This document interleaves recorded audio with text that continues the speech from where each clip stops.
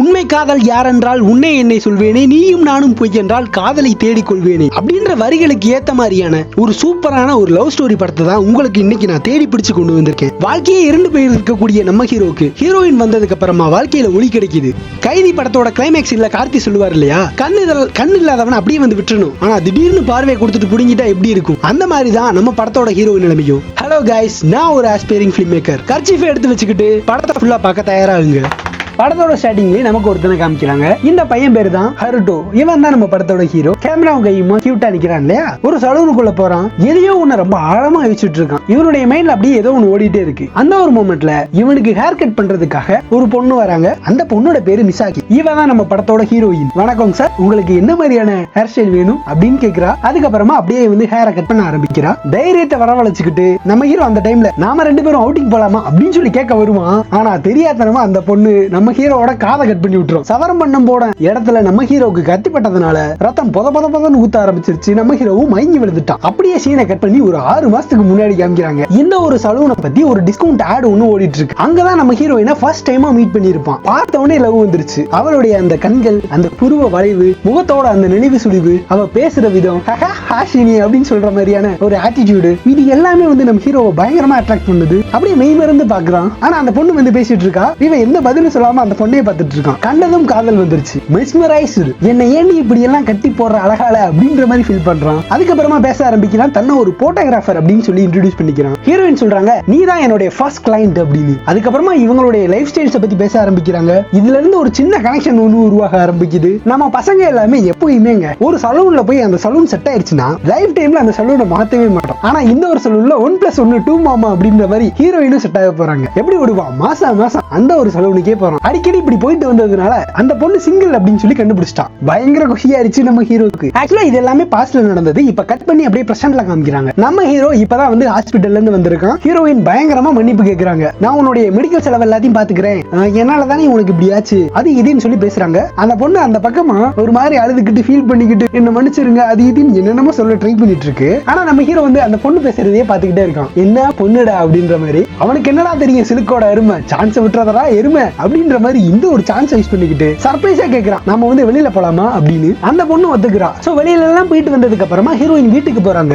அங்க அவளுடைய ஃபேமிலியை இன்ட்ரோடியூஸ் பண்றாங்க. டகாஷி அப்படின்னு சொல்லக்கூடிய ஒரு பிரதர் ஒருத்தர் இருக்கான். ஒரு ரெஸ்டாரண்ட் ஒண்ணு வச்சிருக்கான். ஃபியான்சி பொண்ணோட பேரு அயோனா. அந்த ஃபியான்சி பொண்ணு சொல்றா, நீ வந்து அவன் கூட எல்லாம் எதுக்கு டேட் போன அப்படின்ற மாதிரி போட்டு விட்டுறா. அண்ணன் பயங்கர ப்ரொடக்டிவ், எங்கேயும் போக விட மாட்டான். அடுத்த நாள் நம்ம ஹீரோயின் வந்து வேலை பார்த்துட்டு இருக்காங்க. அப்ப மண்டையை தொட்டு பாக்குறாங்க. என்னடா இவ மண்டையை தொட்டு பாக்குறாளி, ஏன்னா மண்டை வந்து நரைச்சு போயிருக்கு. அதை பார்த்து ரொம்ப வருத்தப்படுறா, கவலைப்படுறா. ஒருவேளை நம்ம இந்த வேலையில ரொம்ப ஸ்ட்ரெஸ்ஸா இருக்கோம் போல, அதனாலதான் நமக்கு இப்படி எல்லாம் நரைச்சு போச்சு அப்படின்னு நினைச்சுக்கிறா. அதுக்கப்புறமா இவங்க பிளான் பண்ண அந்த ஒரு டேட்டிங்கான டே வருது. நல்ல செரி பிளாசம்ஸ் எல்லாம் வருது. அப்படியே ஒரு சூப்பரான ஒரு லொகேஷன், பனியுதிர் காலம் அப்படின்னு சொல்லுவாங்க இல்லையா, அந்த மாதிரியான ஒரு செம்ம ஒரு அட்மாஸ்பியர்ல ரெண்டு பேரும் அப்படியே நடந்து போயிட்டு இருக்காங்க. இவங்களுடைய வேலையை பத்தி அப்படியே பேச ஆரம்பிக்கிறாங்க. ஆக்சுவலா நம்ம ஹீரோயினுக்கு டீனேஜ்ல இருக்கும்போது சுருட்ட முடியாதா இருந்திருக்கு. அப்படியே வந்து ஒரு மாதிரி ரசனையோட சொல்றாங்க, இந்த மாதிரி எனக்கு சுருட்ட முடியா இருந்துச்சா, ஒரு நாள் நான் வந்து சலூனுக்கு போனேன்னா அங்க ஃபர்ஸ்ட் டைமா நான் வந்து ஹேரை ஸ்ட்ரைட்டன் பண்ணி பார்த்தேன். சோ அதுல இருந்து அப்படியே வந்து என்ன நானே அப்படியே மாத்திக்கிட்டேன். நான் பயங்கர கான்பிடென்ட்டா மாற ஆரம்பிச்சேன். சோ நான் எப்படி கான்பிடென்ட்டா மாறணும், அதே மாதிரி மத்தவங்களையும் கான்பிடென்ட்டா மாத்தணும் அப்படின்னு சொல்லி நினைச்சேன். எனக்கு இந்த வேலை வந்து ரொம்ப பிடிச்சிருந்துச்சு. என்னுடைய ஸ்கில்லை யூஸ் பண்ணி மத்த எல்லாரையும் நல்லா பியூட்டிஃபுல்லா மாத்தணும்னு நினைச்சேன். அவ்வளவுதான் அப்படின்றாங்க. ஆமா, நீங்க எப்படி போட்டோகிராஃபிக்குள்ள போன? அது இப்ப நான் வந்து என்ன சொல்றது, ஆக்சுவலா மிசாக்கி நீ வந்து என்ன மன்னிச்சிரு, நான் அன்னைக்கு உன்கிட்ட வந்து போய் சொல்லிட்டேன். எனக்கு பிக்சர் எடுக்கிறது அப்படின்னா பிடிக்கும். ஆனா ஹை ஸ்கூலுக்கு அப்புறமா ஒரு ஸ்டூடியோல போய் ஒர்க் பண்ணேன். ஆனா அந்த வேலை சாதாரணமா இல்ல, ரொம்ப கஷ்டமா இருந்துச்சு. எனக்கு எந்த ஒரு டேலண்ட் இல்ல அப்படின்னு சொல்லி எனக்கு புரிய வந்துச்சு. சோ அதனால நான் போட்டோகிராஃபி எல்லாத்தையும் அப்படியே குவிட் பண்ணிட்டேன். கிடைச்ச வேலை எல்லாத்தையும் பார்த்துட்டு இருக்கேன். இப்போ என்ன மன்னிச்சுக்கோ, நான் வந்து உங்ககிட்ட போய் சொல்லிட்டேன். உங்ககிட்ட எப்படியாச்சும் ஒரு குட் இம்ப்ரெஷன் வாங்கணும் அப்படின்றதுக்காக தான் நான் அப்படி சொன்னேன். நான் ஒரு போட்டோகிராஃபர் அப்படின்லாம் இல்ல, நான் ஒரு சாதாரண பையன். இதை கேட்ட ஹீரோயின் வந்து காண்டாயிராங்க, கடுப்பாகிறாங்க, திட்டுறாங்க. என்ன பார்த்தா வந்து உனக்கு எப்படி தெரியுது நான் வந்து நீங்க என்ன வேலை பார்க்குற, நீ வந்து எப்படியாப்பட்ட ஆளு, உன்னுடைய வெளித்தோற்றத்தை வச்சுதான் நான் வந்து டிசைட் பண்ணுவேன் அப்படின்னு சொல்லி நீ நினைச்சீன்னா தப்பு. நான் அப்படிலாம் கிடையவே கிடையாது. I am the person who believes in her inner beauty அப்படின்னு சொல்லி சொல்றாங்க. நீ வேலைக்கு போறது நான் தப்புன்னு சொல்லல, ஆனா அதுக்காக உன்னுடைய ட்ரீம்ஸை வந்து நீ விட்டுக்க கொடுக்க கூடாது, போ அதை வந்து பிடி, போராடு, அதை எப்படியாச்சும் பண்ணு அப்படின்னு சொல்லி மோட்டிவேட் பண்றாங்க. என்னடா நீ வந்து உன்னுடைய பேஷனை வந்து இப்படி விட்டுட்டு வந்திருக்கியே அப்படின்னு சொல்லிட்டு கோவமாயி அந்த இடத்த விட்டு போறாங்க. ஹீரோவும் பின்னாடி நின்று கத்துறான், நான் கண்டிப்பா எனக்காக இல்லைனாலும் உனக்காக ஒரு நாள் கண்டிப்பா போட்டோகிராஃபரா மாறுவேன் அப்படின்னு சொல்லி கத்துறான். இந்த ஒரு சம்பவத்துக்கு அப்புறமா நம்ம ஹீரோ வந்து ஹீரோயினை போய் மீட் பண்ணவே இல்லை ஒரு மாசமா. இதனால அவ வந்து அப்செட் ஆயிடுறான். என்னடா டேட்டிங் கூப்பிட்டவன் அதுக்கப்புறமா அப்டேட் இல்ல, ஆளையும் காணும் பேரையும் காணும் அப்படின்னு. ஒரு நாள் தனியா வந்து லஞ்ச் சாப்பிட்டு இருக்கும்போது ஹீரோயினுக்கு கால் வருது. யார்கிட்டன்னா ஹீரோ கிட்ட இருந்து. ஹே ஹாய், ஆக்சுவலா வந்து நான் உனக்கு ரொம்ப தேங்க்ஸ் சொல்லணும், தேங்க்ஸ் ஃபார் எவ்ரிதிங் அப்படின்னு சொல்லி நடுங்கிக்கிட்டே பேசுறான். என்னுடைய பேஷனை வந்து நோக்கி போ அப்படின்னு சொல்லி நீ சொன்ன இல்லையா, நான் அதுல இருந்து என்னுடைய பேஷனை ஃபோக்கஸ் பண்ண ஆரம்பிச்சேன் லாஸ்ட் 1 மந்தா. இப்போ நான் வந்து ஒரு போட்டோ ஸ்டுடியோல தான் ஒர்க் பண்றேன். அது மட்டும் இல்லாம குட் நியூஸ் என்ன அப்படின்னா என்னோட ஃபர்ஸ்ட் மந்த் பேமெண்ட்டும் வந்துருச்சு. இப்போ சொல்லுங்க மேடம், நாம வந்து டின்னர் போலாமா அப்படின்னு கேக்குறான். இதை கேட்ட ஹீரோயினுக்கு வந்து பயங்கர சந்தோஷம். உடனடியா ஒத்துக்கிறாங்க. சோ டேட்டிங் போகணும் அப்படின்றதுக்காக ஹீரோயின் பயங்கரமா ரெடி ஆயிட்டு இருக்காங்க, மேக்கப் எல்லாம் போட்டுட்டு இருக்காங்க. அப்ப கண்ணாடியில பார்க்கும்போது இன்னொரு கிரே ஹேர், என்னடா இது போற போக்க பார்த்தா வெள்ளமண்டி ஆயிருமோ அப்படின்னு சொல்லி பயப்படுறாங்க. ரெண்டு பேருமே ஒரு அழகான ஒரு பிளேஸ்ல டின்னர் டேபிள்ல தான் உட்கார்ந்து இருக்காங்க. அப்ப ஹீரோயின் பார்த்தவங்க அவனுடைய காதை பார்த்துட்டு, ஏய் சாரிப்பா, என்னால தானே உன் காது இப்படி ஆயிடுச்சு, மன்னிச்சுக்கோ அப்படின்றாங்க. உனக்காக என்ன ஒரு காதை என்ன 2 காதை தரேன் அப்படின்றான். ரொம்ப ஃபன்னியா ஒரு கிஃப்ட் ஒண்ணு நீட்டுறான். அந்த கிஃப்ட்டுக்குள்ள என்ன இருக்கு அப்படின்னா ஒரு சிஸ்டர் கேஸ் இருக்கு. இப்போ ஒரு மிகப்பெரிய போட்டோகிராஃபர் கூட தான் ஒர்க் பண்ணிட்டு இருக்கான். அவர் கூட வேலை பார்க்கும்போது வேலை ரொம்ப கஷ்டமா தான் இருக்கு. ஆனா ஒரு டைம் நான் ஓ முகத்தை நினைச்சு பாக்குறேன். உன்னுடைய முகம் செரி பிளாசம்ஸ் மாதிரி இருக்கு. நான் எப்பெல்லாம் உன்னை நினைச்சு பாக்குறேனோ அப்பெல்லாம் வந்து நான் என்ன அறியாம சிரிச்சிடுறேன். இதெல்லாம் கேட்ட ஹீரோயினுக்கு வந்து எப்படி ரியாக்ட் பண்ணணும்னு தெரியல. அப்படியே சிரிக்கிறாங்க, வெக்கப்படுறாங்க. சமூகம் அப்படியே அந்த சீன் வந்து முடிஞ்சிச்சு. அடுத்த சீன்லயும் நம்ம ஹீரோக்கு தான் ஹீரோயின் வந்து ஹேர் கட் பண்ண போறாங்க. நான் ஒன்னு சொன்னா நீ வந்து என்ன எப்படி எடுத்துப்பன்னு சொல்லி தெரியல. ஆனா இருந்தாலும் நான் சொல்லுவேன், நான் இந்த உலகத்திலேயே எனக்கு இது வரைக்கும் கிடைக்காத சந்தோஷம் எனக்கு எப்ப கிடைச்சிச்சு அப்படின்னா உன்னை ஃபர்ஸ்ட் டைம் நான் மீட் பண்ணும்போது சமூகம் என் உயிரே போச்சு அப்படின்னு சொல்லலாம். சடனா ஹார்ட் நின்னு போச்சு, பட் புதுசா ஒரு ஹார்ட் முளைச்ச மாதிரி இருந்துச்சு. இதெல்லாம் கேட்ட ஹீரோயின் வந்து வாயடைச்சு போயிட்டாங்க. சோ டேட்டிங் எல்லாமே முடிஞ்சிச்சு. இப்ப ரெண்டு பேருமே தனித்தனியா வேற ஒரு பாதையில போய் ஆகணும். ட்ரெயின் ஸ்டேஷன்ல போகும்போது ஹீரோயினோட ட்ரெயின் வந்து போயிட்டு இருக்கு. அப்ப ஹீரோயின் வந்து கத்தி சொல்றாங்க, எனக்கு உன்னை ரொம்ப பிடிச்சிருக்கு அப்படின்னு. ஹீரோ கேமராவை தூக்கிட்டு அப்படி வந்து ஓடி வரான், எனக்கு உன்னை ரொம்ப ரொம்ப பிடிக்கும் அப்படின்னு சொல்லி கத்துறான். சோ என்ன ஒரு மொமெண்ட்ல இருந்து இப்ப ரெண்டு பேருமே அபிஷியலா கப்புலா மாறுறாங்க. அதுக்கப்புறம் என்ன பல டேட்ஸ்க்கு போறாங்க. தங்களுடைய லைஃப்ல மோஸ்ட் ஆஃப் த டைம்ஸ் இவ்வளவு ஹாப்பியா வந்து ஸ்பெண்ட் பண்ணிருக்கவே மாட்டாங்க. அவ்வளவு ஹாப்பியா வந்து டைம் ஸ்பெண்ட் பண்றாங்க. ஒருத்தருக்கு ஒருத்தர் ஒன்னா ரொம்ப சுத்துறாங்க. எங்கெல்லாம் போக முடியுமோ அங்க எல்லாம் போறாங்க. ஏன்னா வாழ்றது ஒரு வாழ்க்கை தானே அப்படின்னு சொல்லி அவங்களால எவ்வளவு என்ஜாய் பண்ண முடியுமோ அவ்வளவு என்ஜாய் பண்றாங்க. ஒரு நாள் ஹீரோயினுக்கு வந்து ஒரு மாதிரி உடம்பு முடியாம போயிருச்சு, கடும் காய்ச்சல்ல இருக்காங்க. சோ அதனால ஹீரோ பார்க்க வந்திருக்கான். ஆனா அந்த அண்ணன் தான் வந்து ரொம்ப ப்ரொடக்டிவ் ஆச்சே, அதனால வந்து பார்க்க விட மாட்டான். நீ யாரா கோமாளி அப்படின்னு சொல்லி விரட்டி விடுறான். அவன் என்னடா சொல்றது, நான் உள்ள போறேன் அப்படின்னு சொல்லிட்டு யாருக்கும் தெரியாம அப்படியே உள்ள நுழைஞ்சிடறான். ஹீரோயின் மாஸ்க் போட்டிருக்காங்க. ஹே, நான் வந்து உனக்காக அவ்வளவு தூரம் வந்து டிராவல் பண்ணி வந்திருக்கேன், தயவு செஞ்சு இப்படி பண்ணாத, உன்னுடைய மாஸ்க மட்டும் கலட்டு, என்னால உன்னை பார்க்காமலாம் இங்க இருந்து போகவே முடியாது அப்படின்றான். ஆனா நான் வந்து எந்த ஒரு மேக்கப்பும் போடலையே, நான் அவ்வளவு அழகா இருக்க மாட்டேன் மேக்கப் இல்லாம, உனக்கு ஓகேவா அப்படின்றா. விடாம கேட்டுட்டே இருந்ததுனால ஹீரோயினும் அப்படியே மாஸ்க ஓபன் பண்றாங்க. என் தங்க புள்ள அப்படின்னு சொல்லிட்டு போட்டோ ஒன்று எடுத்துறான். நான் உடம்பு சரியில்லாதப்ப நல்லா இருக்க மாட்டேன் போடா அப்படின்றாங்க. அப்படியே நம்ம ஹீரோயின் கண்ணத்தையே அப்படி பார்த்துட்டே இருக்கான். கிட்டக்க போறான், கிஸ் பண்ண போறான். சடனா அந்த அண்ணன் பின்னால இருந்து வந்து ஒரு ஸ்மாக் ஒண்ணு போடுறான். வெளியில தர தர தரன்னு இழுத்துட்டு போறான். அவ்வளவுதான், ஹீரோ அந்த இடத்த விட்டு போயிட்டான். அன்னைக்கு நைட்டு ஹீரோயினால உடம்பு வலியை தாங்கிக்கவே முடியல, பயங்கர வலியா இருக்கு, ஹை ஃபீவர். இவ்வளவு வலிய வாழ்நாள்ல பார்த்ததே இல்ல, அவ்வளவு வலிக்குது உடம்பு. தவழ்ந்து வந்து வெளியில வந்து தன்னுடைய பிரதர் கிட்ட ஹெல்ப் கேட்கிறா. உடனடியா அவளை அப்படியே ஹாஸ்பிட்டலுக்கு தூக்கிட்டு போறாங்க. டெஸ்ட் எல்லாமே எடுத்து முடிச்சதுக்கு அப்புறம் டாக்டர் வந்து சொல்றாங்க, ஆக்சுவலா உனக்கு வந்து ஒரு ஸ்பெஷலான கண்டிஷன் ஒன்னு இருக்கு, உனக்கு ஒரு ரேர் டிசீஸ் இருக்கு, உங்ககிட்ட இருக்கக்கூடிய ஒரு சிண்ட்ரோம் குறைபாடு இருக்கு, அதன் காரணமா தான் இப்படியாப்பட்ட ரேர் டிசீஸ் இருக்கு. இதை சொல்ல எனக்கே கஷ்டமா இருக்கு, ஆனா இருந்தாலும் நான் இதை சொல்லிதான் ஆகணும். அஸ் அ டாக்டரா நான் டெஸ்ட் எடுத்த ரிப்போர்ட்டை தான் நான் சொல்றேன். ஆக்சுவலா ஹீரோயினுக்கு வயசு ரொம்ப சீக்கிரமா ஆயிட்டே போகுது. என்னடா இப்பதான் வந்து நல்லா போயிட்டு இருந்துச்சு, சூப்பரா போச்சு, நான் சிரிச்சுக்கிட்டே ரிவ்யூ பண்ணிட்டு இருந்தேன், கேட்டுட்டானுங்க. இந்த அண்ணனால நம்பவே முடியல. ஆனா ஹீரோயின் சொல்றாங்க ஏதாவது ஒரு தீர்வு இருக்குல்ல அப்படின்னு சொல்லி கேக்குறாங்க.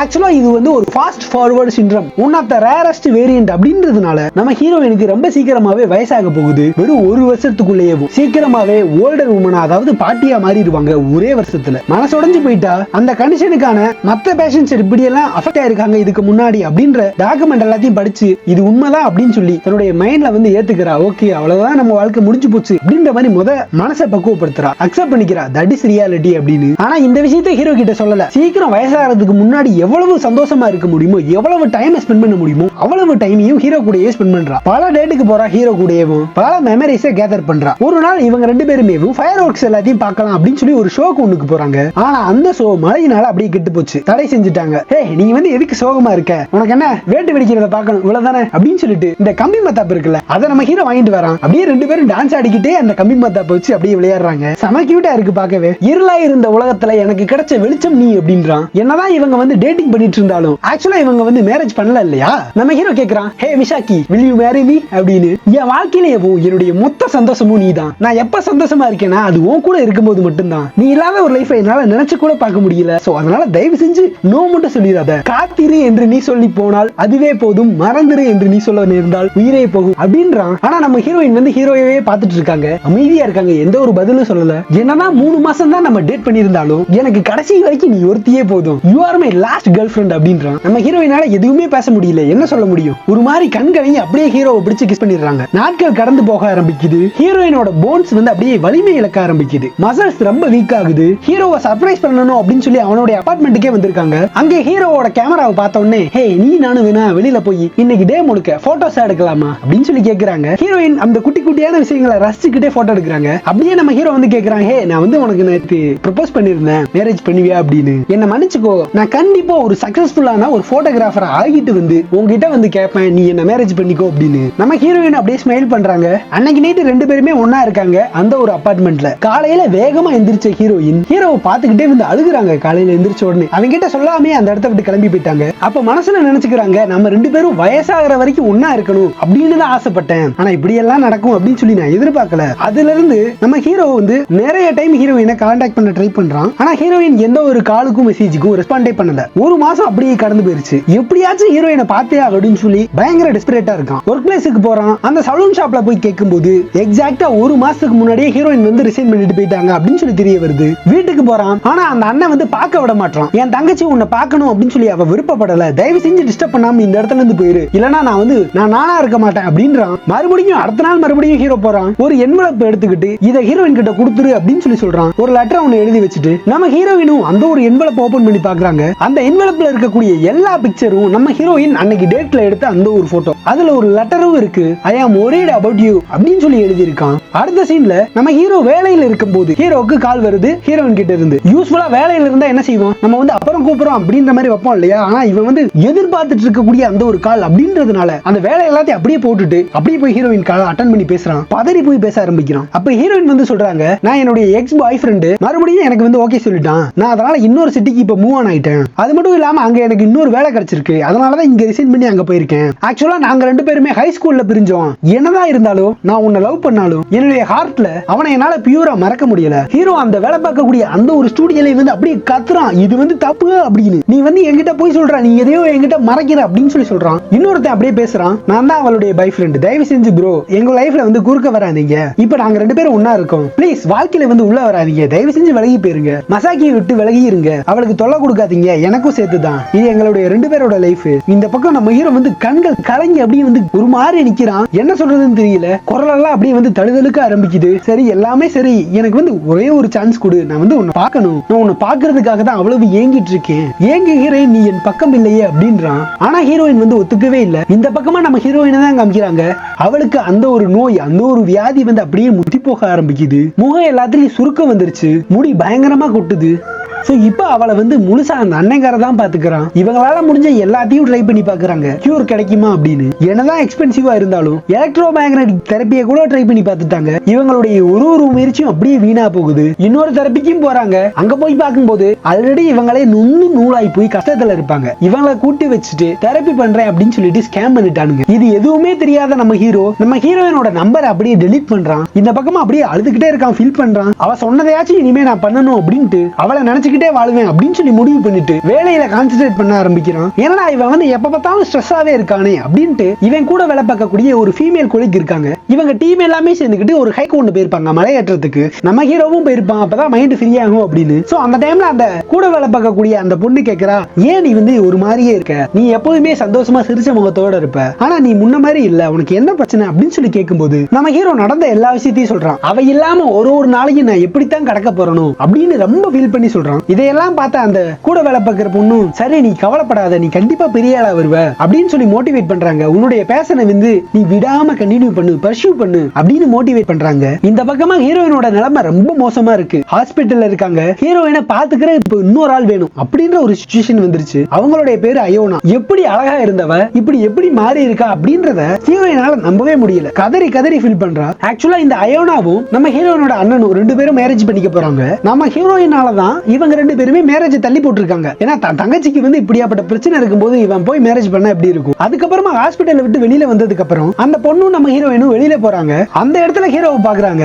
தூரத்துல இருந்து பாத்துக்கிட்டே அழுகுறாங்க. இப்ப இந்த ரீசன்ட் டைம்ல தான் சைடு பி படம் பார்த்தேன். அதுல வந்து ஒரு டைலாக் ஒன்று வரும். இந்த காதல் கீதல் எல்லாமே ஒரு சில பேருக்கு மட்டும்தான் ஒர்க் அவுட் ஆகும், மத்த எல்லாருமே வாழ்க்கை முழுக்க கண்கலங்கி கண்ணீர் பத்தி சாக வேண்டியதான் அப்படின்ற மாதிரி ஒரு பொண்ணு சொல்லுவா. அந்த ஒரு நிலைமை தான் இப்ப போயிட்டு இருக்கு. டாக்டர் கூட ஒரு மீட்டிங் ஒன்று இருந்துச்சு நம்ம ஹீரோயினுக்கு. அப்ப நம்ம ஹீரோயினுக்கு என்ன தெரிய வருது அப்படின்னா இனி வரப்போற அந்த ஒரு ஸ்பிரிங்ல இருக்கக்கூடிய கிறிஸ்மஸ் நம்ம ஹீரோயின் வந்து தாண்ட மாட்டாங்க அப்படின்ற மாதிரி தெரிய வருது. இந்த ஒரு ஸ்பிரிங் மட்டும் கம்ப்ளீட் ஆச்சு அப்படின்னா அவ்வளவுதான் ஹீரோயினோட கதை முடிஞ்சிரும். இந்த அண்ணனும் வாரான். சாண்டா கிளாஸ் வேஷம் போட்டுக்கிட்டு ஒரு நோட் புக் ஒன்னு கொடுத்துட்டு உனக்கு என்னெல்லாம் ஆசை சொல்லு நான் நிறைவேற்றுறேன் நீ சொல்லு அப்படின்னு சொல்லி சொல்றான்.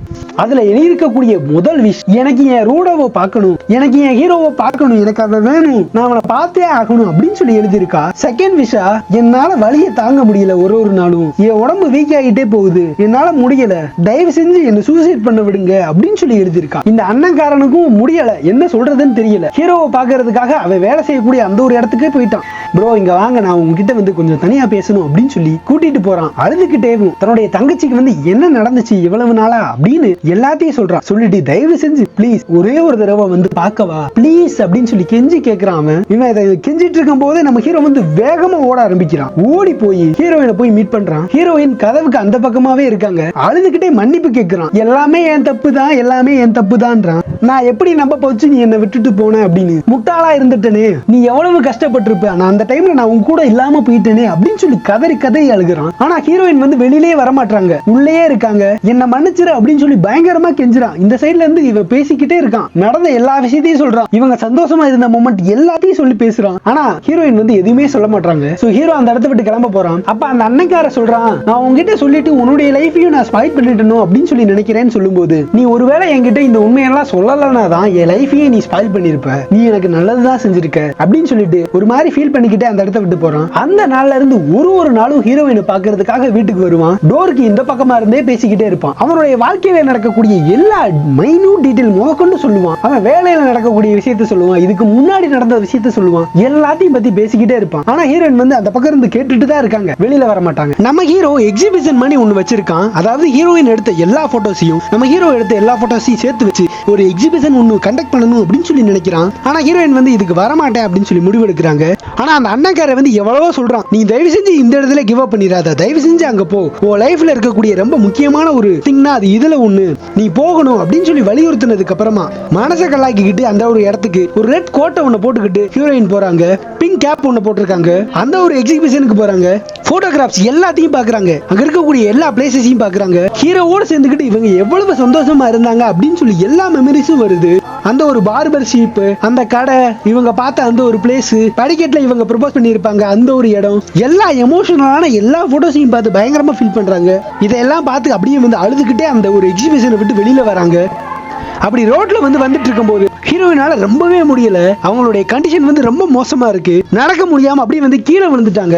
அந்த இடத்துல நம்ம ஹீரோ வரான். வந்தவன் நம்ம ஹீரோயின் வந்து தூக்கி விட்டுட்டான். இவ்வளவு நாள் கழிச்சு ஹீரோவை பாக்குறோம் அப்படின்னு சொல்லிட்டு அவளுக்கு பயங்கர சந்தோஷம். ஆனா இங்க ட்விஸ்ட் என்ன அப்படின்னா, நம்ம ஹீரோவால இதுதான் ஹீரோயின் அப்படின்னு சொல்லி அடையாளம் கண்டுபிடிக்க முடியல. ஏன்னா வயசான தோற்றத்துல இருக்கிறத பார்த்துட்டு, சரி பாட்டி நீங்க இந்த ஒரு இடத்துக்கு வந்ததுக்கு ரொம்ப நன்றி அப்படின்ற மாதிரி ஒரு ரேண்டமான ஒரு பாட்டி அப்படின்னு சொல்லி நினைச்சிட்டான். சொல்லிட்டு அவன் அந்த இடத்த விட்டு போயிட்டான். ஹீரோயின் தன்னுடைய வாழ்க்கையை நினைச்சு ஃபீல் பண்றாங்க, சிரிக்கிறாங்க. நான் எப்படி இருந்தா இப்ப எப்படி மாறிட்டேன் அப்படின்னு. சோ அப்படியே கட் பண்றாங்க. ஹீரோயின் இப்ப இறந்துட்டாங்க. இறந்ததுக்கு அப்புறமா ஹீரோ வீட்டுக்கு வரான். எல்லாரும் ஃபேமிலியா உட்கார்ந்து ஃபீல் பண்ணிட்டு இருக்கும்போது அப்ப அந்த அயோனா அப்படின்னு சொல்லக்கூடிய அந்த பொண்ணு வந்து சொல்றா, இந்த மாதிரி ஹீரோயின் வந்து உன்னுடைய அந்த ஒரு எக்ஸிபிஷனை அட்டென்ட் பண்ண வேணாம்னு சொல்லி தான் நினைச்சாங்க. ஆனா அவங்க மனசு கேட்காம வந்து தான் அட்டென்ட் பண்ணாங்க. அதுக்கப்புறமா அங்கிட்டு இங்கிட்டு நடந்து போயிட்டு இருக்கான் வீட்டுக்குள்ளேயும் ஹீரோயினோட ரூமுக்குள்ள. அங்க அந்த ஒரு பிங்க் ஹேட்டை பாக்குறான். அந்த தொப்பியை போட்டுட்டு தான் ஹீரோயின் வந்து எக்ஸிபிஷனுக்கு வந்திருப்பான். சோ இப்பதான் இவனுக்கு ஞாபகம் வருது, இவன் தூக்கி விட்டு ஹெல்ப் பண்ண அந்த ஒரு பழைய பாட்டி, வயசான பாட்டி வேற யாரும் இல்ல நம்ம ஹீரோயின் தான் அப்படின்னு. கில்ட் பயங்கரமா இருக்கு. அந்த ஒரு பிங்க் கலர் ஹேட்டை பிடிச்சிக்கிட்டே அழுகுறான். ஐயோ லைஃப்ல வந்து செகண்ட் டைம் தப்பு பெறுன்றனே அப்படின்னு கதறி கதறி அழுகுறான். அவனால முடியல, இந்த ஒரு கில்ட்டை வந்து ஏத்துக்கவே முடியல. ஏன்னா ஹீரோயினை பாக்குறதுக்கான சான்ஸ் கிடைச்சும் அவ கூட கடைசியா டைம் ஸ்பெண்ட் பண்ண முடியாம போச்சே அப்படின்னு அவன் அந்த இடத்துல வந்து அப்படியே விட்டுட்டு போயிருப்பான். அதுக்கப்புறம் தான் அவங்க இறந்து போயிருப்பாங்க. அவனால எதையுமே அக்செப்ட் பண்ணிக்க முடியல. இது எல்லாமே அப்படி நடந்திருக்கணும், இது எதுவுமே கனவா இருந்துடக்கூடாதா அப்படின்னு நிறைய வேண்டான். ஆனா எதுவுமே மாற போறது இல்ல. டீப் டிப்ரெஷனுக்குள்ள போயிட்டான். ரூமுக்குள்ள தன்னைத்தானே பூட்டிக்கிறான். பூட்டிக்கிட்டு மேல ஃபேன் ஓடிட்டு இருக்கும் இல்லையா, அதையே பார்த்துட்டு இருக்கான். கவரை போடலாமா வேணாமா அப்படின்னு ஒரு கத்தி ஒண்ணு எடுத்துக்கிட்டு கழுத்தை கட் பண்ணலாமா வேணாமா அப்படின்னு சொல்லி பாக்குறான். அவனால எதையுமே அக்செப்ட் பண்ணிக்க முடியல. இது எல்லாமே வந்து தன்னாலதான் நடந்திருக்கு அப்படின்னு ஒண்ணு வரும்போது அதை யாராலையுமே அக்செப்ட் பண்ணிக்க முடியாது. ஹீரோவால சுத்தமாவே முடியல. ஏன்னா உலகமா நினைச்ச ஒருத்தி வந்து இப்ப இவன் கூட இல்ல. அட்லீஸ்ட் கடைசி டைம்லயாச்சும் இருந்திருக்கணும் நம்ம ஹீரோ. ஆனா அவனால இருக்க முடியல. வாய்ப்பு கிடைக்கல, வாய்ப்பு இருந்தும் மிஸ் பண்ணிட்டான். அப்ப நம்ம ஹீரோவோட வீட்டை யாராவது தட்டுறாங்க. அது அந்த அயோனா பொண்ணு தான். வந்தவ ஹீரோயின் உங்களுக்காக ஒரு லெட்டர் ஒன்னு எழுதுனாங்க அப்படின்னு சொல்லி கொடுத்துட்டு போறா. அந்த ஒரு லெட்டர் எடுத்து நம்ம ஹீரோ படிக்க ஆரம்பிக்கிறான். என்னுடைய வாழ்க்கையில என்னுடைய மொத்த சந்தோஷமே நீதான். நீ இருக்கக்கூடிய ஒரு நிமிஷமும் நான் ரொம்ப சந்தோஷமா இருந்தேன். நாம ஒன்னா இருந்த நாட்கள் எல்லாத்தையும் என் வாழ்க்கையில சொர்க்கம் அப்படின்னே சொல்லலாம். நீ என்னுடைய லவ் ஆஃப் மை லைஃப் அப்படின்றா. நீ இல்லாத ஒரு நாளும் நான் ரொம்ப கஷ்டப்பட்டு கிடந்தேன். ஆனா இருந்தாலும் நான் அந்த ஒரு கோலத்துல என்னால உன்னை பார்க்க முடியாது. என்ன நீ அப்படி பார்த்தாலும் உன்னாலையும் அதை தாங்கிக்க முடியாது அப்படின்னு சொல்லி தான் தள்ளி இருந்தேன். என்ன மன்னிச்சிரு அப்படின்னு சொல்லி எழுதியிருக்கா. என்னால நீ வந்து போட்டோ எடுக்கிறத நிறுத்திடாத. இதுக்கப்புறமா இன்னும் நீ நிறைய போட்டோஸ் எடுக்க ஆரம்பிக்கணும். நீ ஒரு போட்டோகிராஃபரா வளம் வரணும். ஃபர்ஸ்ட் டைம் மீட் பண்ணும்போது உனக்கு மட்டும் அந்த ஒரு பட்டர்ஃப்ளை வரல, எனக்கும் வந்துச்சு. ஆனா நான் அதை வெளிக்காட்டல, இப்ப வெளிக்காட்டுறேன். நீ என்ன மேரேஜ் பண்ணிப்பியா அப்படின்னு சொல்லி நீ கேட்ட. அதுக்கு பதில் சொல்லாததுக்கு காரணமும் இதுதான். என்ன மன்னிச்சிரு. ஆனா என் வாழ்க்கையிலே கிடைச்ச ஒரு பொக்கிஷம் அப்படின்னா நீ தான். அந்த ஒரு எக்ஸிபிஷன்ல இருக்கக்கூடிய எல்லா போட்டோஸையும் நான் பார்த்தேன். அதுல எல்லாத்துலயுமே நான் இருப்பேன் கண்டிப்பா. I love you so so so so so much. நான் எப்பவும் உன் கூட தான் இருக்கேன் அப்படின்னு எழுதி அவங்க அந்த ஒரு லெட்டரை முடிச்சிருக்காங்க. நம்ம ஹீரோ வந்து அழுதுகிட்டே இருக்கான். இப்படியே இந்த இடத்துல வந்து இந்த படம் வந்து முடியுது. அதுல இருந்து நம்ம ஹீரோ வந்து அவனுடைய கரியரை நோக்கி போக ஆரம்பிக்கிறான். பேசணும் நோக்கி போக ஆரம்பிக்கிறான். அவளுடைய போட்டோகிராஃபரா அவளுக்காக என்னவளின் என்னவனாக இந்த ஒரு படம் எப்படி இருந்துச்சு அப்படின்னு சொல்லி நீங்க கண்டிப்பா கமெண்ட்ல சொல்லி ஆகணும். அடுத்து ஒரு தரமான படத்தை கொண்டு வந்து சேர்க்க நான் தயாரா இருக்கேன். அதுக்கு நீங்க பண்ண வேண்டியது எல்லாமே சப்ஸ்கிரைப் மட்டும்தான். ஹலோ கைஸ், நான் ஒரு ஆஸ்பைரிங் ஃபிலிம் மேக்கர்.